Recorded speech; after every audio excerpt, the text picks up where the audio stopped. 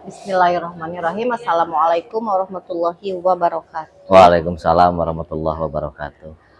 Alhamdulillah hari ini Rabu tanggal 11 September 2024 saya telah berada di SMP Negeri 1 Pamarican untuk melaksanakan PI kelima program guru penggerak angkatan 10 Kabupaten Ciamis, dan di sebelah saya sudah ada calon guru penggeraknya yaitu Bapak Asep Nurdin SP.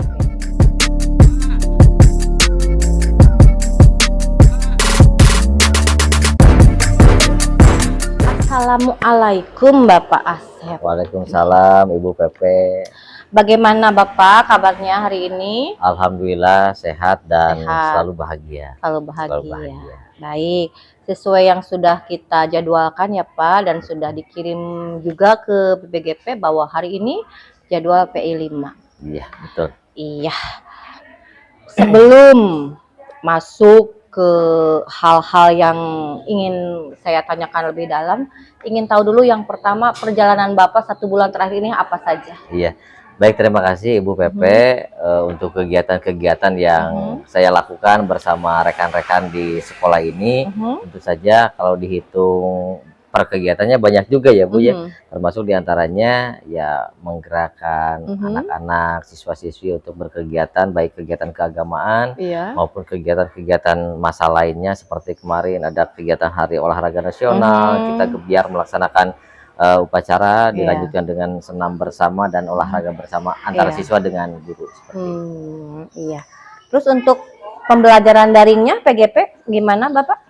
Alhamdulillah untuk pembelajarannya, meskipun di akhir-akhir ini memang mungkin karena entah lelah atau bagaimana, rekan-rekan yang lain juga sama banyak bercerita, tapi alhamdulillah dengan saling berkomunikasi, sharing dengan rekan-rekan satu kelompok gitu ya, jadi saling memberikan semangat lagi gitu ya, memberi vitamin ya. Betul, jadi LMS dengan sangat tertatih-tatih alhamdulillah sudah diselesaikan. Iya, baik. Kita langsung ya Pak ya. Yang pertama kita akan mendiskusikan tentang penerapan aksi nyata modul 3.1 yang sudah Bapak laksanakan ya. Penerapan aksi nyata modul 3.1, calon guru penggerak tidak ditugaskan untuk melaporkannya di LMS. Tapi saya ingin mendiskusikannya dengan Bapak tentang pengalaman dan juga refleksi dari aksi nyata tersebut ya.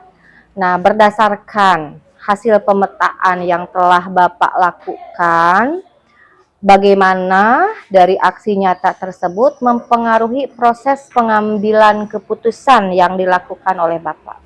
Ya, untuk kegiatan di modul 3.1 itu ya alhamdulillah sudah terlaksana dengan baik, dan untuk pengambilan keputusan memang tidak mudah Bu, yang saya rasakan ya tidak mudah, kadang-kadang bertentangan dengan etika itu ya, bagaimana kita mengambil sebuah keputusan yang memang tidak keliru, sehingga kita harus bisa mengambil dari dua sisi dan bisa mengakomodirnya begitu Bu. Dan memang itu mau tidak mau diambillah keputusan berdasarkan etika-etika, pertimbangan-pertimbangan tertentu tentunya, seperti itu Bu. Pertimbangannya apa saja itu Pak? Jadi mempertimbangkan apakah ini berdampak tidak gitu, sehingga refleksi yang kita lakukan benar atau salah, atau efek yang lebih jauhnya dari sebuah pengambilan keputusan itu seperti apa. Ketika memang dirasakan resikonya kecil gitu ya, meskipun itu mengambil keputusan yang tidak terlalu dikatakan populer, mau tidak mau itulah yang diambil gitu ya.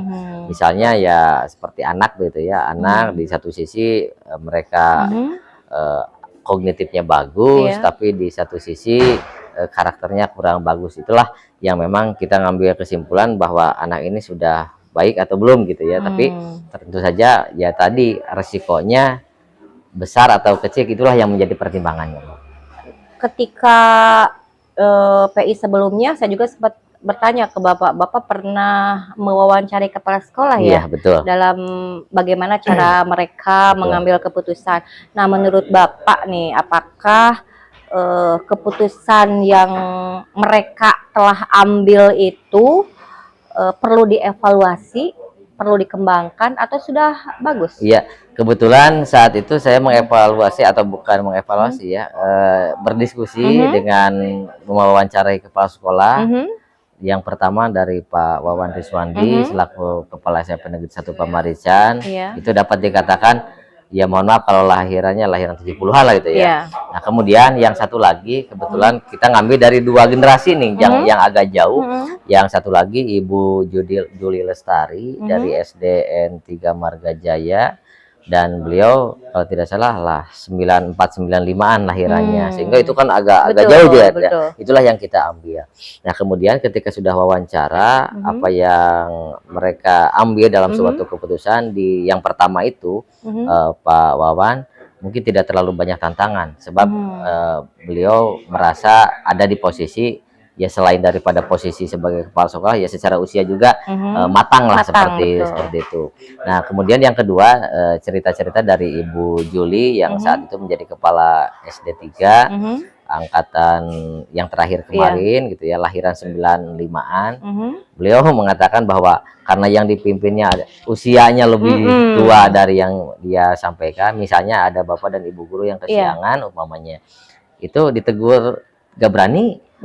Kemudian kalau tidak ditegur, anak yang jadi korban. Nah, di sanalah mulai terjadi dapat dikatakan dilematika juga gitu ya, atau bujukan moral katakanlah seperti itu, sehingga mendorong Ibu Juli untuk mengisi gitu ya, mengisi ketika ada bapak dan ibu guru yang terlambat masuk ke kelas.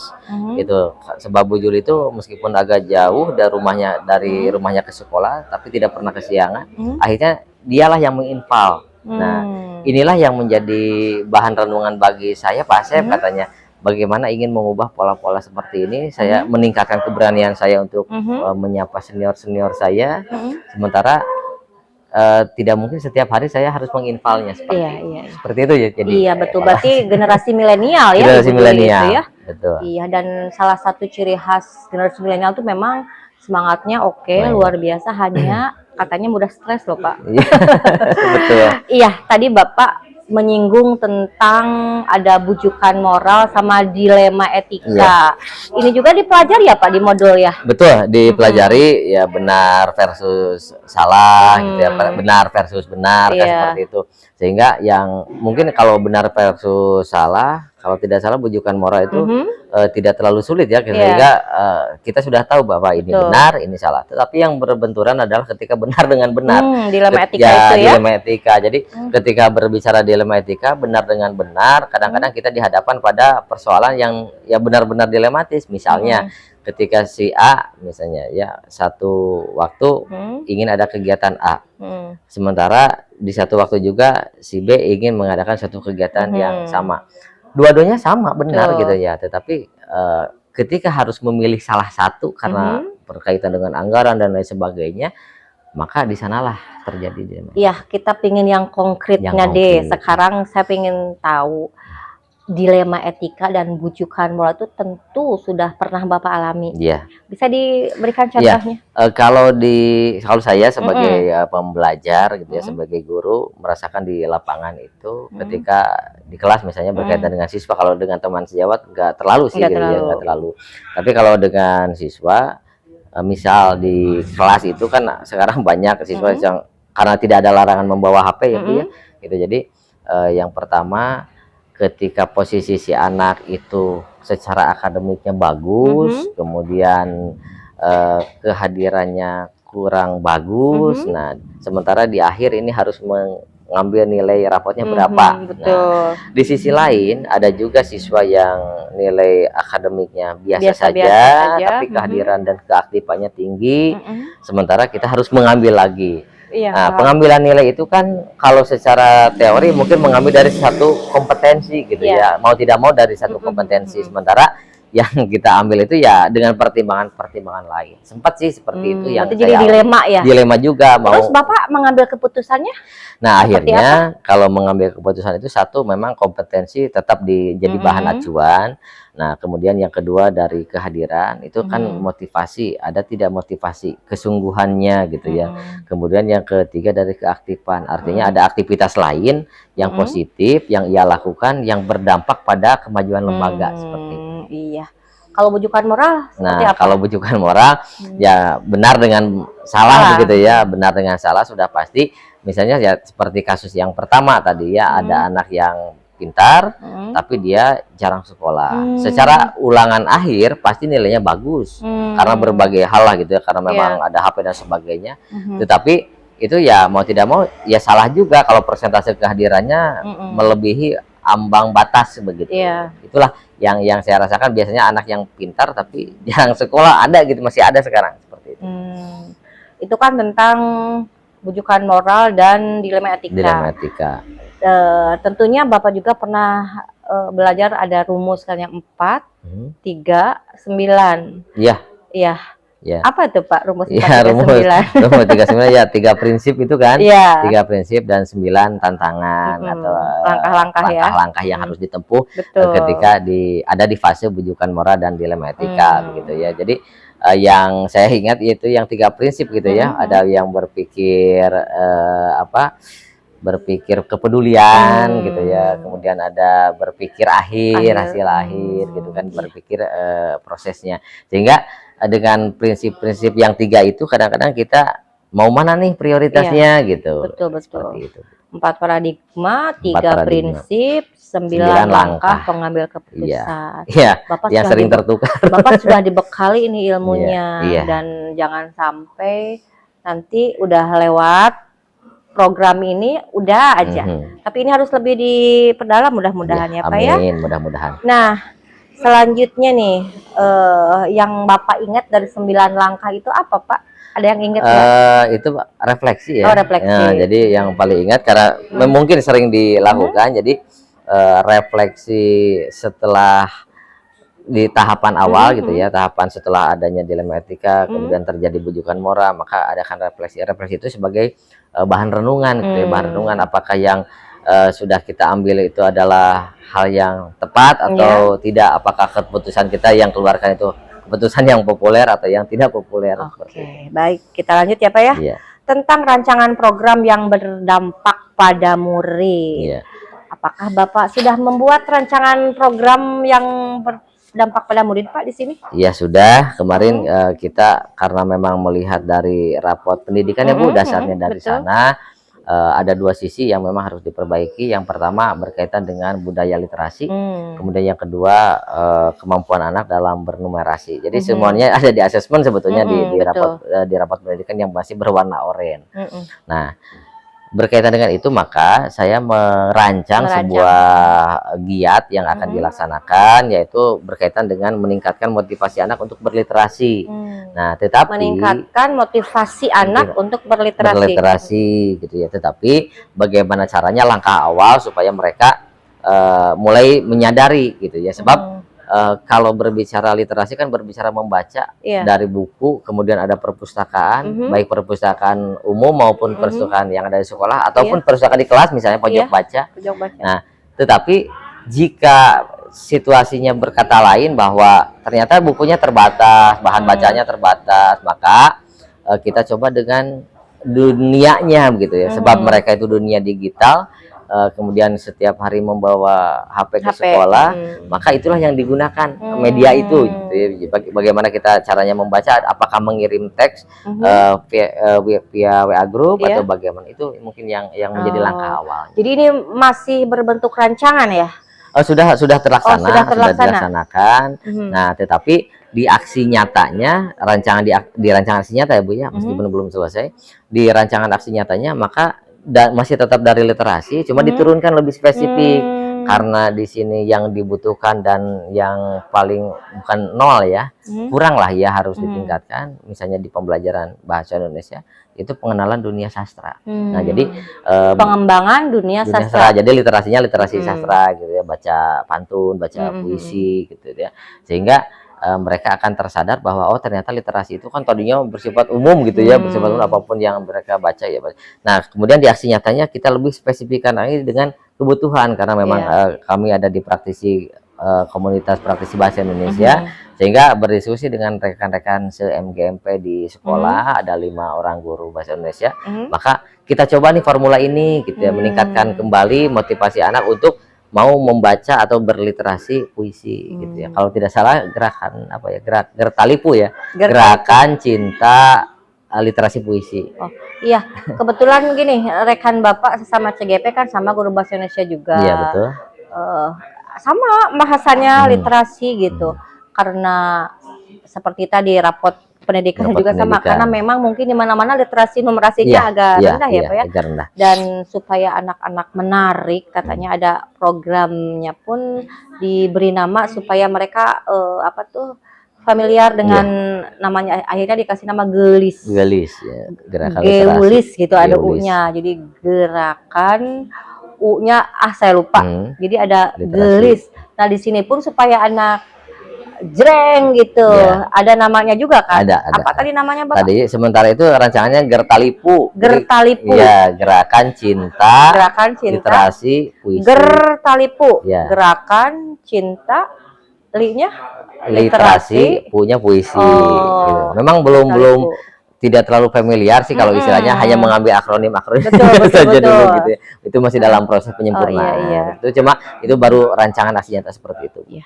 Kan kalau kebanyakan di tiap sekolah namanya Jumsih, Jumat bersih. Ya, Jumat bersih sudah biasa. Itu sudah akrab ya. Sudah akrab, Jumat bersih, Jumat sehat, Jumat berkah itu sudah biasa. Ya. Tadi kan bukan hanya rancangan tapi sudah dilaksanakan, walaupun belum maksimal mungkin ya Pak ya.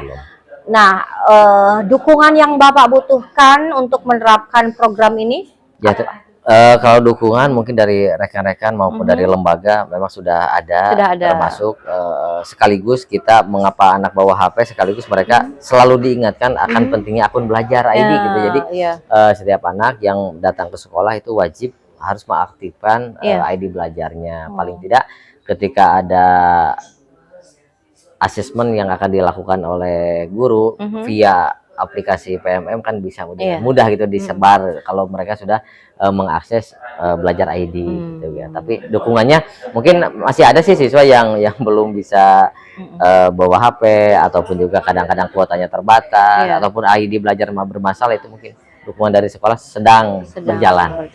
Iya, tentunya setiap yang kita lakukan ada tantangan ya. Iya. Tantangan yang Bapak hadapi apa tuh?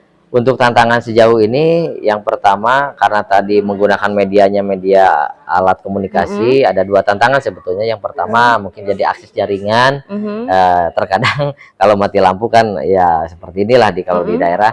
Kemudian yang kedua berkaitan dengan tingkat tingkat ekonomi orang tua juga tidak sama. Kadang-kadang ada yang membawa HP, ada yang bawa HP tidak berkuota dan sebagainya. Kalau tantangan dari luar sih nggak terlalu begitu itu ya. Paling dari diri sendiri saja yang kadang-kadang. Terus yang Bapak lakukan untuk menghadapi tantangan itu apa? Yang pertama tentu saja pola-pola kolaborasi lah gitu ya, yang sudah dilakukan. Kebetulan kami juga merangkap sebagai bidang kesiswaan. Jadi ada kerjasama dengan BK, banyak home visit, banyak bertemu dengan orang tua, sambil ada kepentingan dengan orang tua, dengan berkunjung ke tiap-tiap rumah gitu ya, sambil komunikasi masalah itu gitu ya. Berkunjung ke rumah? Iya, ke rumah.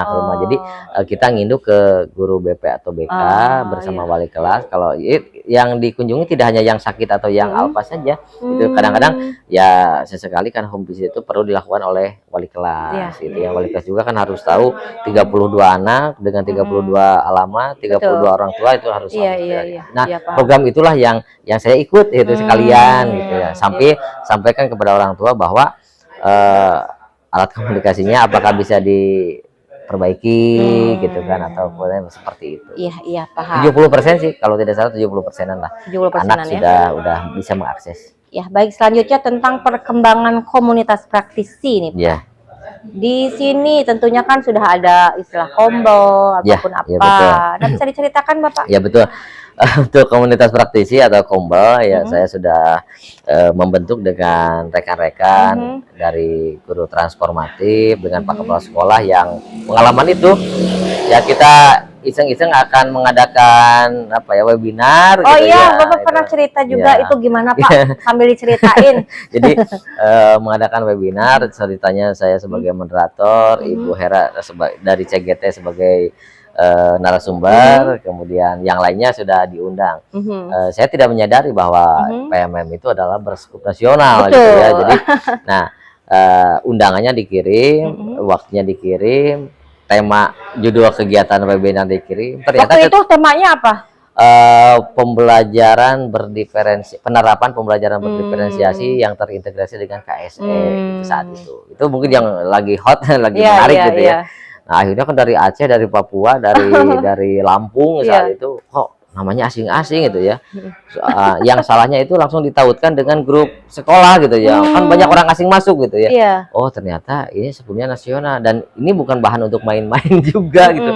Ya, karena tanggung dan kepalang sudah dilaksanakan ya akhirnya 1 jam itu udah berebet saja kita mengadakan seperti webinar yang resmi saja begitu ya. Alhamdulillah, tapi tanggapan mereka alhamdulillah sangat positif dan banyak yang japri menanyakan kapan akan dilaksanakan webinar yang singkat seperti itu sehingga kami dapat mengikuti katanya. Ya akhirnya ada open donatur dan sebagainya ya masuk juga gitu ya dengan pembelajaran bukti transfer gitu untuk mengganti pembuatan sertifikat dan lain-lain. Itu pengalaman yang bukan konyol ya, tapi apa ya, main-main dengan jaringan dengan aplikasi. Iya, ini kan komunitas praktisi sudah lumayan jalan ya. Sudah berjalan. Ini terus untuk apa namanya bisa mengakomodir semua keluhan-keluhan di guru gitu Pak? Iya betul, kalau secara teori sudah bisa dikatakan ini menjadi solusi terbaik, tapi belum optimal gitu ya.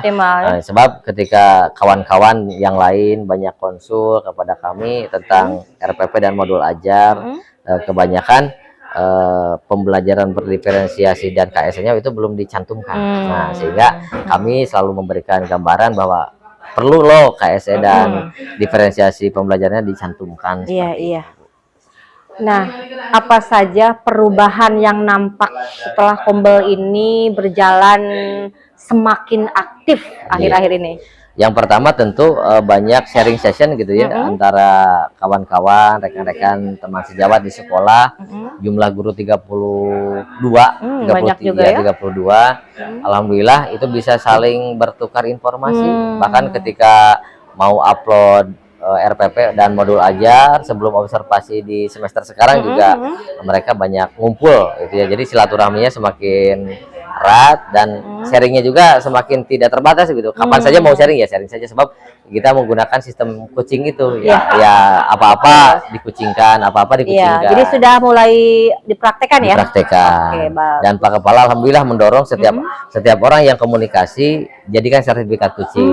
Setiap orang yang berkonsultasi jadikan sertifikat kucing seperti mantap. Berarti dukungan Bapak Kepala luar biasa ya. Alhamdulillah untuk kawan-kawan di pembelajaran kurikulum merdeka dan perkembangan pendidikan saat ini, karena beliau juga bersama dengan Ibu sebagai praktisi di pendidikan, jadi sangat mendukung.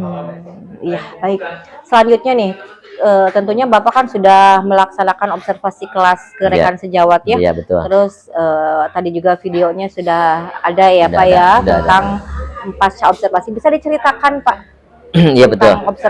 Untuk observasi dengan rekan sejawat saat ini saya mengobservasi Ibu Ani Asmawati SAG yang kebetulan kalau dipandang senior mungkin senior saya, dan saya mohon izin untuk melaksanakan observasi, dan sekaligus ada mandat dari Pak Kepala Sekolah juga untuk mengobservasi yang berbenturan jadwalnya dengan beliau gitu ya. Kemudian sudah dilaksanakan praobservasi, pasca observasi gitu ya.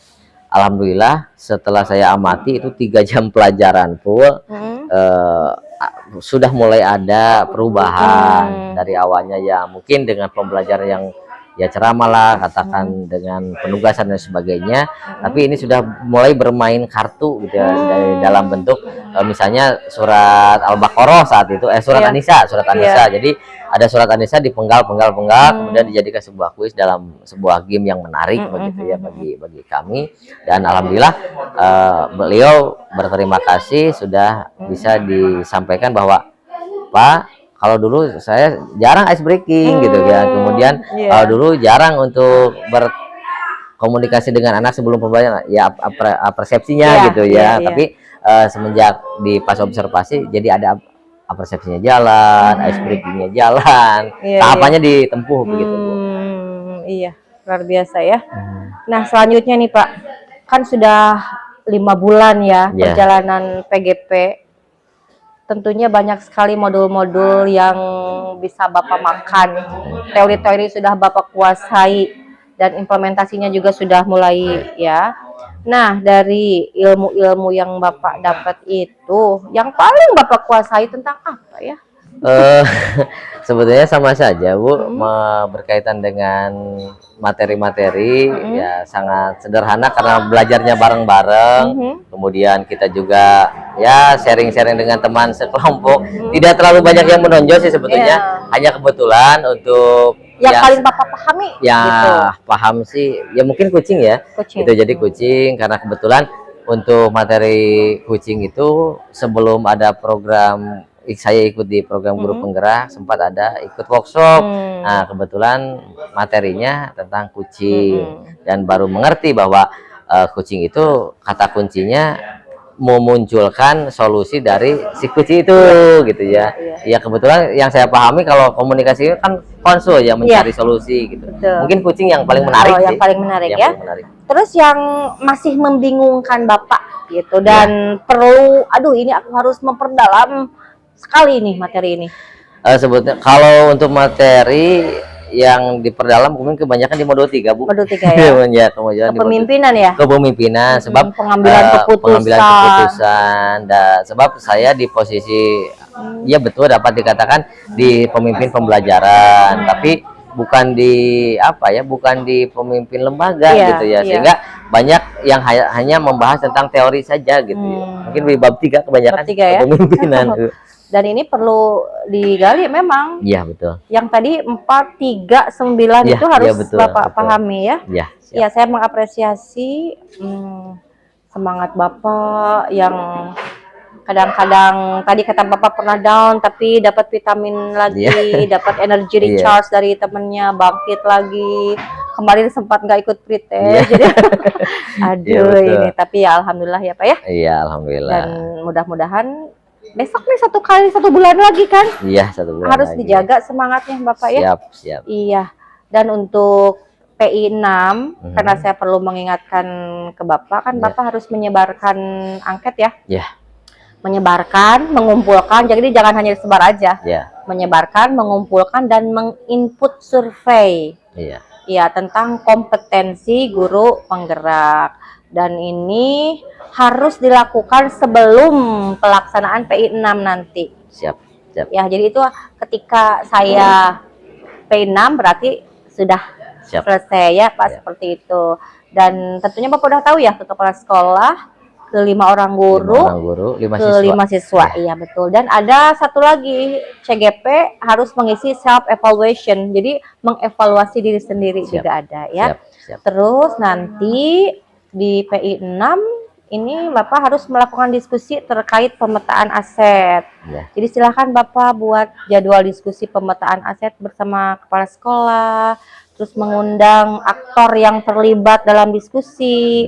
Jadi harus ada kepala sekolah, rekan guru, ada perwakilan murid, ada perwakilan orang tua juga. Siap ya Bapak ya? Siap, siap, siap. Iya. Terus kalau ada hal-hal pembelajaran yang menurut Bapak hal ini harus diketahui oleh fasilitator, silakan Bapak tulis aja di jurnal komunikasi. Siap. Suka diisi Pak jurnal komunikasi? Sudah diisi, tinggal 3.1, 3.2 dan 3.3 yang belum jurnal. Iya. Baik. Sekali lagi mudah-mudahan Bapak tetap sehat, tetap bahagia, dan bisa menggerakkan rekan-rekan guru yang ada di sini untuk melaksanakan program-program yang telah Bapak pelajari. Siapa tahu nanti bisa ikut calon guru penggerak semuanya Pak. Ya, amin. Semoga. Ya, mudah-mudahan kalau ada pendaftaran. Siap nanti saya. Ya Bapak, terima kasih sekali lagi. Terima kasih. Assalamualaikum warahmatullahi wabarakatuh. Waalaikumsalam warahmatullahi wabarakatuh.